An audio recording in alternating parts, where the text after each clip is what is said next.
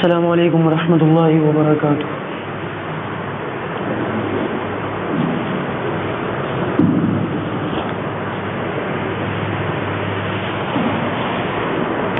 الحمد للہ نحمده ونستعینه ونستغفره ونؤمن به ونتوکل علیہ ونعوذ باللہ من شرور انفسنا ومن سیئات اعمالنا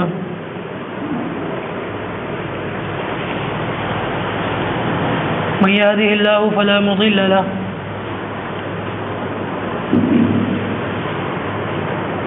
ومن يضلل فلا هادي له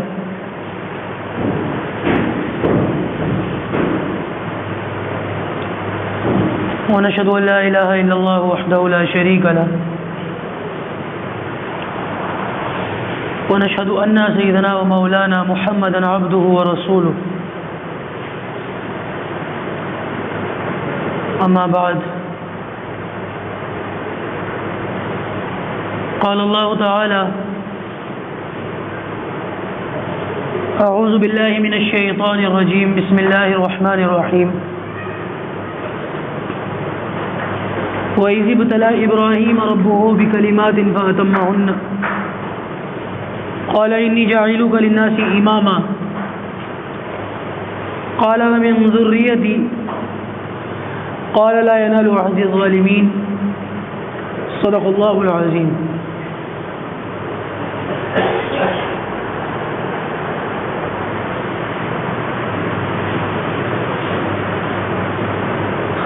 آدم علیہ السلام سے لے کر نبی اکرم صلی اللہ علیہ وسلم تک اس کائنات میں 1,24,000 انبیاء کرام تشریف لائے ہیں، اور ان تمام نبیوں کا پیغام ایک ہی تھا، وہ تھا اللہ کے ایک ہونے کا پیغام، کہ اللہ ایک ہے، اس کے سوا کوئی عبادت کے لائق نہیں ہے۔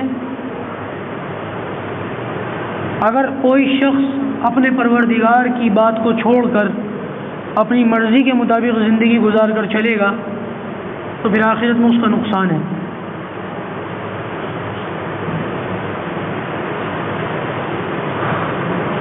اللہ تعالی نے بہت سی نعمتوں سے ہم کو سرفراز فرما کر اس دنیا میں بھیجا ہے۔ اگر ہم غور کریں تو ہمارے وجود کے اندر ہی کئی ہزار نعمتیں اللہ تعالی نے رکھ دی ہیں، بلکہ لاکھوں نعمتیں رکھ دی ہیں۔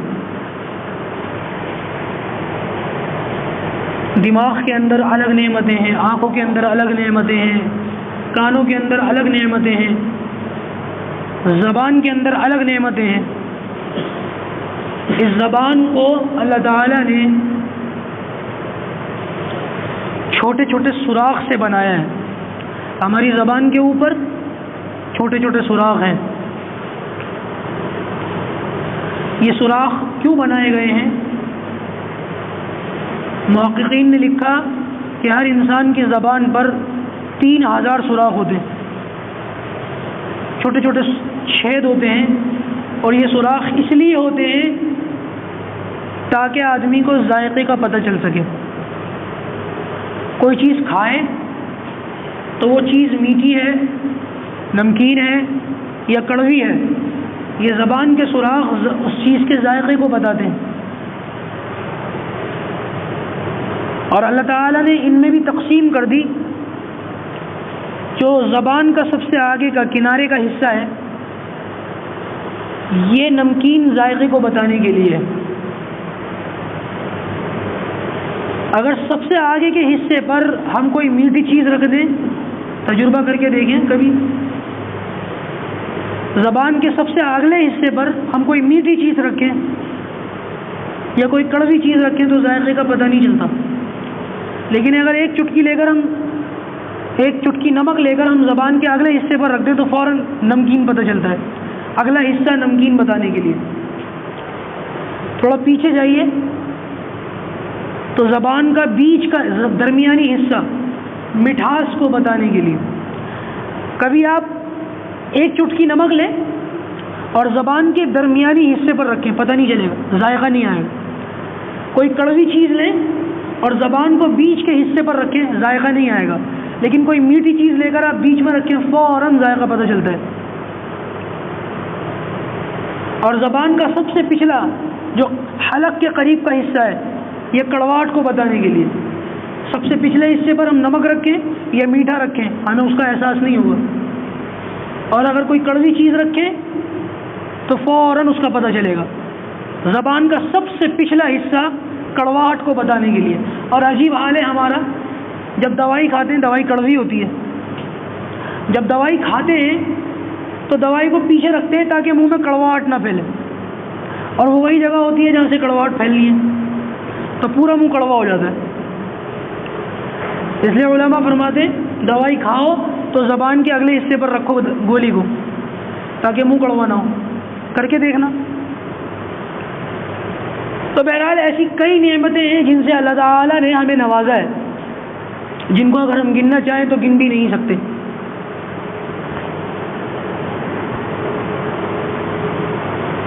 اللہ تعالیٰ نے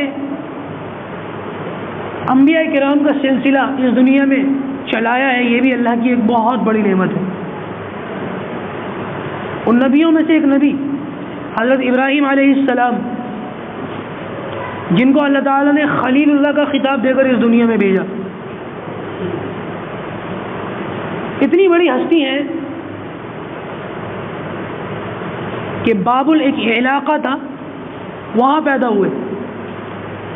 آج وہ علاقہ عراق کے نام سے جانا جاتا ہے. تو حضرت ابراہیم علیہ السلام ایک ایسے گھرانے میں پیدا ہوئے اور ایسی بستی میں پیدا ہوئے جس بستی کے اندر بت پرستی عام تھی. لوگ بتوں کی پوجا کرتے تھے. اور حضرت ابراہیم علیہ السلام کے جو والد تھے آزر, وہ صرف یہ نہیں کہ پوجا کرتے تھے, بلکہ ان کا تو یہ حال تھا کہ وہ اپنے ہاتھوں سے بتوں کو بنا بنا کر بیچتے تھے. بتوں کے بڑے سوداگر تھے. اور اتنا ہی نہیں بلکہ جو ایک بڑا بت خانہ تھا بستی کا, اس بت خانے کے بڑے عہدے پر فائز تھے, انچارج تھے. بت پرست بھی ہیں, بت کے سوداگر بھی ہیں, اور بڑے بت خانے کے انچارج بھی ہیں. ان کے اللہ تعالیٰ نے ابراہیم علیہ السلام کو پیدا فرمایا. قرآن مجید کے اندر اللہ تعالیٰ نے جگہ جگہ پر حضرت ابراہیم علیہ السلام کا ذکر کیا ہے. سورہ مریم کے اندر آیات آئی ہیں اس طرح سے کہ وَاذْكُرْ فِي الْكِتَابِ إِبْرَاهِيمَ إِنَّهُ كَانَ صِدِّيقًا نَبِيًّا, کہ ہماری کتاب میں ابراہیم علیہ السلام کا ذکر کیجیے, وہ سچے نبی تھے. اور اذ قال لأبيه يا أبت لم تعبد ما لا يسمع ولا يبصر ولا يغني عنك شيئا, اپنے والد سے حضرت ابراہیم نے کہا اے ابا جان, آپ ایسے پتھروں کی پوجا کرتے ہیں جو نہ دیکھتے ہیں نہ سنتے ہیں, نہ تمہیں کوئی فائدہ پہنچا سکتے ہیں نہ تمہیں کوئی نقصان پہنچا سکتے. یا ابتی انی قد جاءنی من العلم ما لم یأتک فاتبعنی اهدک صراطا سویا, اے میرے ابو جان مجھے آپ سے زیادہ علم ہے, لہذا میری مان کے چلو, فاتبعنی میری بات مانو. یہاں سے علماء نے مسئلہ لکھا کہ اگر کوئی چھوٹا علم میں آگے ہو تو بڑے کو اس کی بات ماننی چاہیے. یہ نہ سوچے کہ میں بڑا ہوں, بلکہ اگر کوئی چھوٹا, کوئی بیٹا علم کے اعتبار سے اپنے باپ سے یا اپنے بڑے سے بڑا ہو, علم کے اعتبار سے اونچے درجے پر ہو, تو وہ بڑا اپنی عمر نہ دیکھے بلکہ سامنے والے کا علم دیکھے. یا ابتی لا تعبد الشیطان, اے ابا جان شیطان کی اتباع مت کرو, ان الشیطان کان للرحمن عصیا. اس کے بعد فرمایا یا ابتی انی اخاف ان یمسک عذاب من الرحمن فتکون للشیطان ولیا. اے ابو جان میرا جو پروردگار ہے بے شک بڑا رحمان ہے, رحیم ہے, بڑا مہربان ہے، لیکن میں ڈرتا ہوں کہ کہیں آپ اللہ تعالیٰ کے عذاب کے حقدار نہ بن جائیں، آپ اپنے اعمال کی وجہ سے اللہ تعالیٰ کے عذاب کی گرفت میں نہ آ جائیں۔ بہرحال یہ دعوت چلی ہے ایک بیٹے کی اپنے باپ کو، لیکن آزر اپنے بیٹے کی باتوں پر کان نہ دھرے اور اپنی روش پر چلتے رہے۔ اللہ تعالیٰ نے حضرت ابراہیم علیہ السلام کا اپنی قوم کے ساتھ بھی بات چیت کو ذکر کیا ہے کہ ان کی پوری قوم اس کام کے اندر ملوث تھی، بت پرستی کرتی تھی۔ تو حضرت ابراہیم علیہ السلام نے اپنی قوم کو بھی دعوت دی، یا قوم انی بریء مما تشرکون، میں شرک کرنے والوں سے بری ہوں۔ انی وجہت وجہی للذی فطر السماوات والارض حنیفا وما انا من المشرکین۔ عجیب قوم تھی جس کا سوچنا یہ تھا کہ یہ جو سورج آسمان پہ چمکتا ہے یہ ہمارا دیوتا ہے۔ کچھ لوگ ایسے تھے جن کا سوچنا یہ تھا جو چاند رات میں نظر آتا ہے یہ ہمارا دیوتا ہے، اور کچھ لوگ ایسے تھے جن کا ماننا یہ تھا کہ یہ جو چھوٹے چھوٹے ستارے رات میں نظر آتے ہیں یہ چھوٹے چھوٹے دیوتا ہیں۔ ابراہیم علیہ السلام نے تینوں چیزوں کا ذکر اپنی قوم کے سامنے کیا۔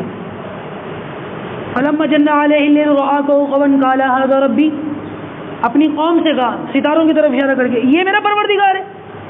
یہ جب صبح ہوئی تو صبح کی روشنی میں تو ستارے نظر نہیں آتے، غروب ہو گئے، تو حضرت ابراہیم نے فرمایا یہ میرا پروردگار نہیں ہے۔ چاند کی طرف اشارہ کر کے فرمایا کیا یہ میرا پروردگار ہے؟ جب صبح ہوئی تو سورج کی روشنی کے آگے چاند بھی غائب ہو گیا، تو حضرت ابراہیم نے فرمایا یہ میرا پروردگار نہیں ہو سکتا۔ اور دن میں سورج کی طرف اشارہ کر کے کہا کیا یہ میرا پروردگار ہے؟ یہ کیسا ہے کہ یہ بھی ٹھہرتا نہیں ہے، رات آتی ہے تو یہ بھی چلا جاتا ہے۔ لہذا میرا پروردگار تو وہ ہے جو ان چاند کو، ستاروں کو، سورج کو اپنے اپنے نظام سے چلا رہا ہے، پیدا کیا ہے۔ بہرحال جب قوم کے ساتھ، والد کے ساتھ حضرت ابراہیم علیہ السلام کا یہ معاملہ رہا، عجیب زندگی ہے حضرت ابراہیم علیہ السلام کی۔ جب ان کی زندگی کو ہم اٹھا کر دیکھیں اور پڑھیں اور اس کا مطالعہ کریں، بہت سی چیزیں ایسی ہیں جو سامنے آتی ہیں۔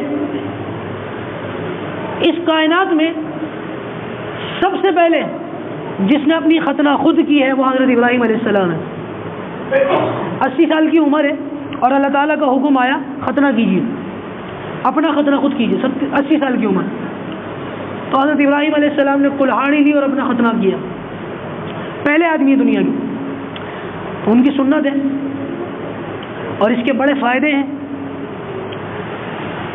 تو والد نے کہا اور قوم نے کہا کہ بھائی ہم سے الگ ہو جاؤ، تمہاری باتیں ہمارے پلے نہیں پڑتی، تم ہم سے ایک طرف ہو جائے۔ قال سلام علیک، تو ابراہیم علیہ السلام نے کہا بھائی ٹھیک ہے میں سلام کرتا ہوں تم لوگوں کو اور میں تم سے الگ ہوتا ہوں، لیکن میں تمہارے لیے دعا کرنا نہیں چھوڑوں گا، میں تمہارے لیے دعا کرتا رہوں گا، ہدایت کی دعا۔ میں اپنے پروردگار سے نا امید نہیں ہوں، میں اللہ سے مانگتا رہوں گا آپ کے لیے۔ ایک وقت ایسا بھی آیا کہ ایک بت خانے کے اندر بہت سارے بت رکھے ہوئے تھے، تو ابراہیم علیہ السلام اس بت خانے میں گئے اور چھوٹے چھوٹے بتوں کو تو توڑ دیا، فجعلہم جزازا، ٹکڑے ٹکڑے کر دیا، الا کبیرہ، اس میں ایک بڑا بت تھا اس کو چھوڑ دیا، اور جس کلہاڑی سے ان بتوں کو توڑا تھا وہ کلہاڑی اس بڑے بت کے ہاتھ میں دے دی۔ جب قوم آئی اور دیکھا کہ بت کسی کی گردن گئی، کسی کا ہاتھ گیا، کسی کا پاؤں گیا، یہ کس نے کیا ہے؟ تو کہنے لگے وہ جس کے ہاتھ میں کلہاڑی ہے اس سے پوچھ لو شاید اس نے کیا ہو۔ تو وہ کہنے لگے ارے ابراہیم، بھلا یہ چل پھر بھی سکتا ہے؟ بھلا یہ کچھ بھی کر سکتا ہے؟ یہ تو اپنے اوپر بیٹھی ہوئی مکھی کو بھی نہیں ہٹا سکتا، تو یہ بتوں کو کیسے توڑ سکتا ہے؟ ابراہیم علیہ السلام نے کہا یہی تو سمجھانا چاہتا ہوں، جو اپنی ناک پر بیٹھی ہوئی مکھی کو ہٹا نہیں سکتا وہ تمہیں پالے گا، رزق دے گا، اولاد دے گا، زندگی دے گا، موت دے گا، خوشحالی دے گا، بیماری دے گا؟ ایسا کیسے ہو سکتا ہے؟ اور تم نے ان کو بنایا ہے کہ انہوں نے تم کو بنایا ہے؟ اپنے ہاتھ سے بناتے ہو پھر انہی کو پوچھتے ہو، یہ تو عقل مندی کی بات نہیں ہے۔ لیکن جب قوم کو سمجھ میں نہ آئی تو ابراہیم علیہ السلام کو جان سے مارنے کا فیصلہ کیا، اور طریقہ یہ اختیار کیا، بھائی میں درخواست کرتا ہوں سب لوگوں سے آگے بیٹھ جائیں، مل کر بیٹھ جائیں، ابھی نماز میں تو تھوڑا وقت ہے، آنے والوں کو جگہ مل جائے گی، اور جن لوگوں کو جگہ نہیں مل رہی ہے نا وہ اوپر چلے جائیں۔ ہاں بے فکر رہیے، مطمئن رہیے۔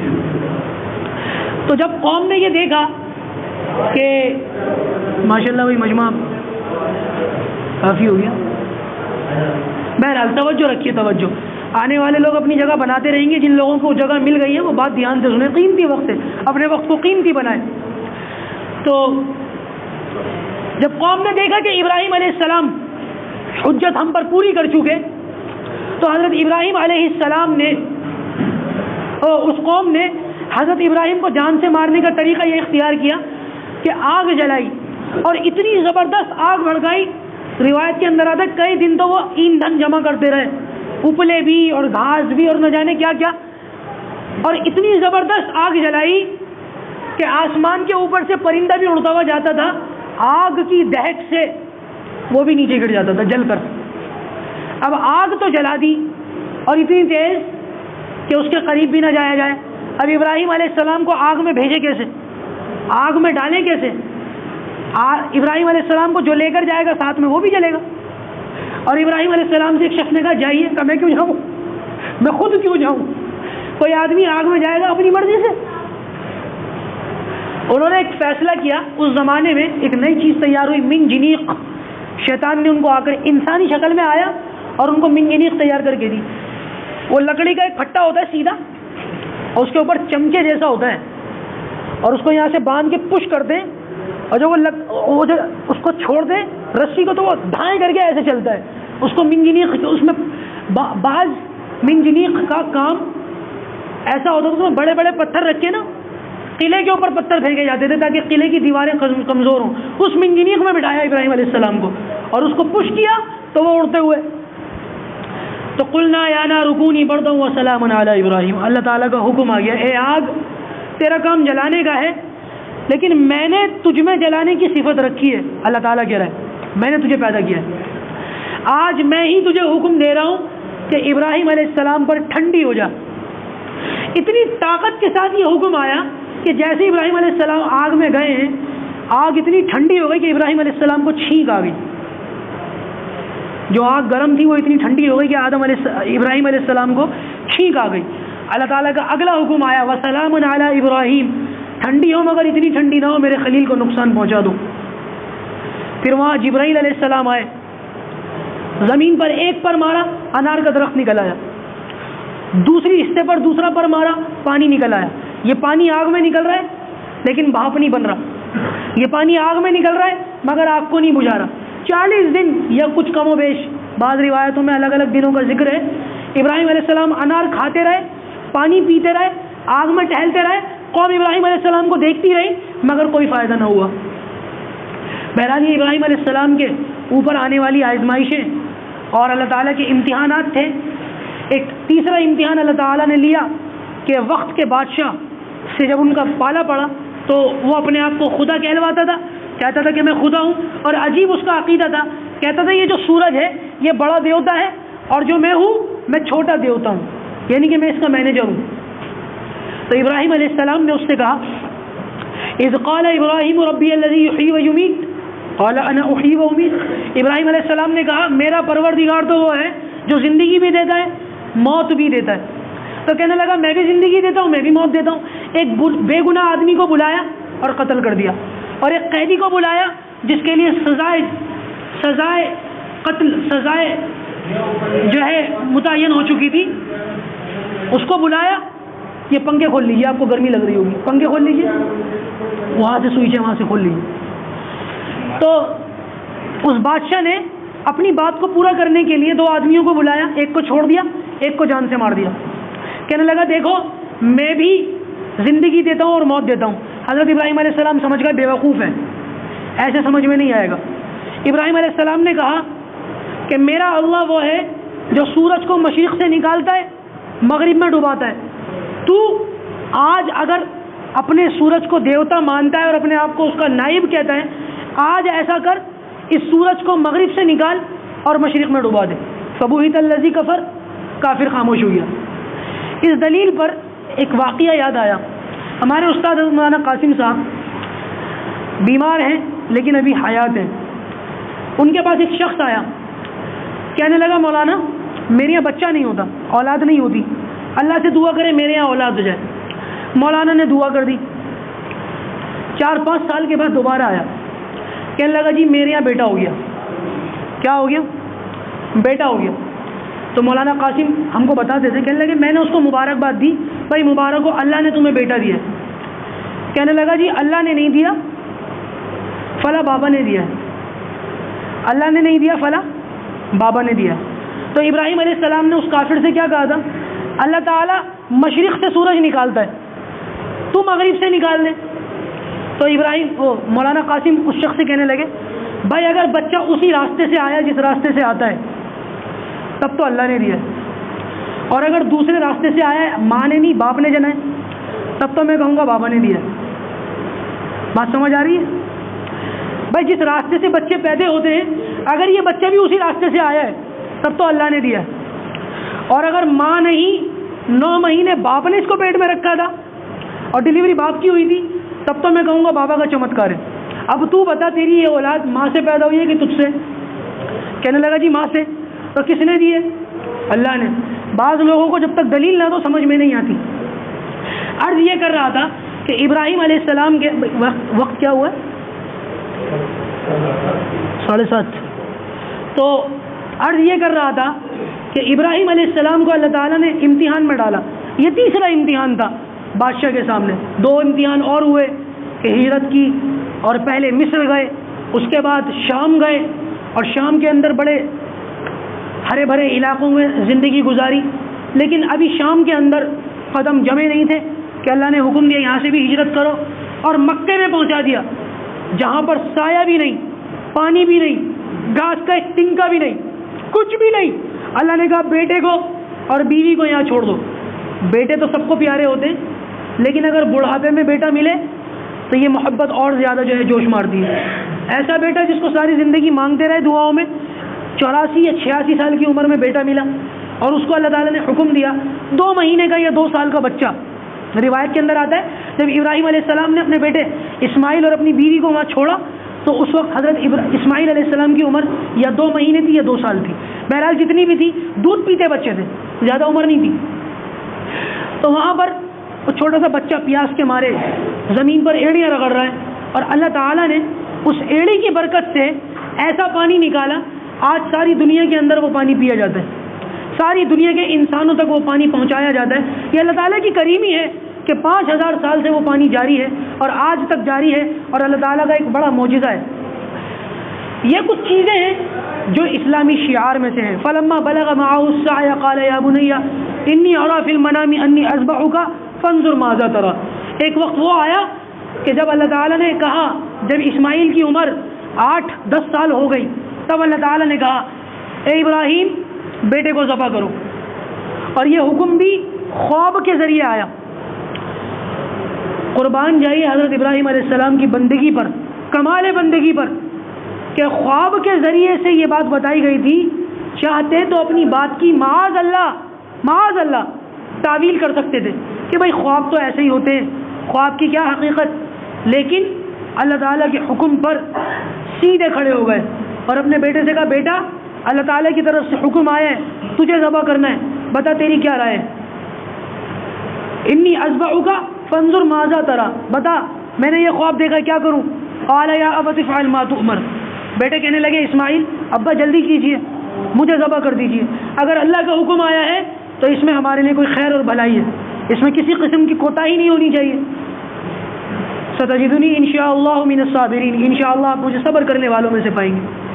ابراہیم علیہ السلام نے اپنے بیٹے کو سینے کے بل زمین پہ لٹایا, ایک گھٹنا اپنا ان کی کمر پہ رکھا, بائیں ہاتھ سے بال پکڑے اور دائیں ہاتھ سے چھری گلے کے نیچے لگائی اور چھری چلا دی.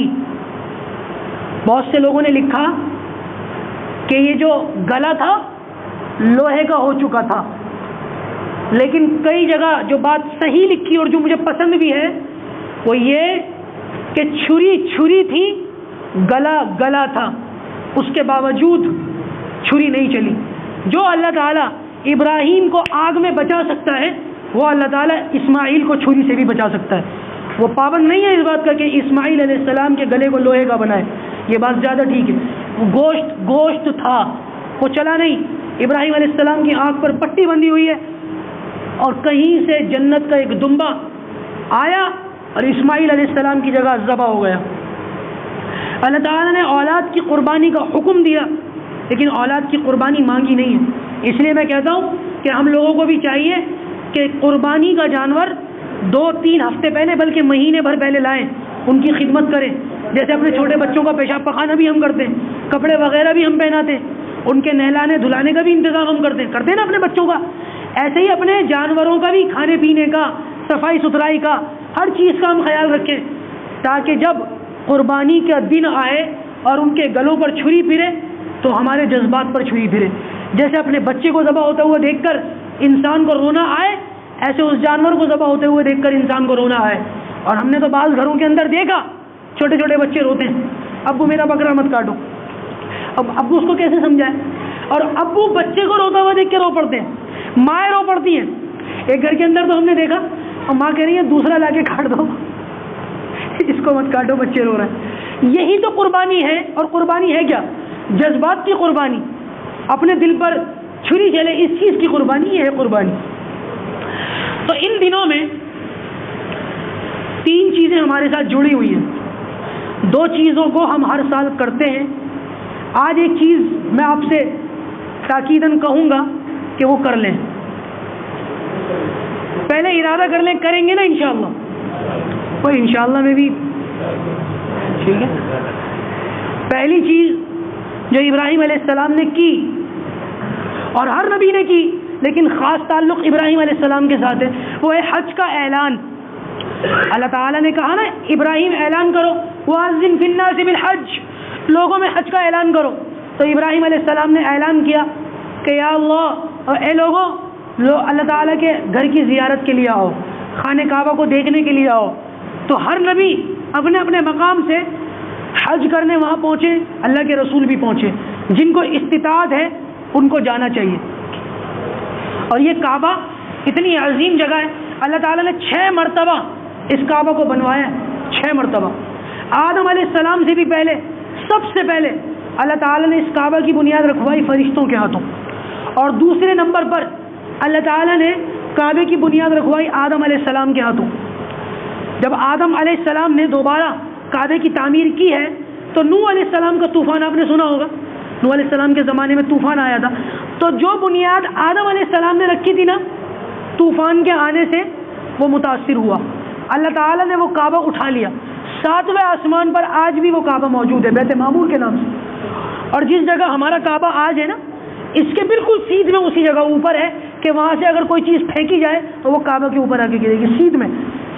آدم علیہ السلام کا بنایا ہوا کعبہ جس کو بیت معمور کہتے ہیں وہ 7ویں آسمان پر موجود ہے. نوح علیہ السلام کے طوفان کے وقت اللہ نے اٹھا لیا تھا.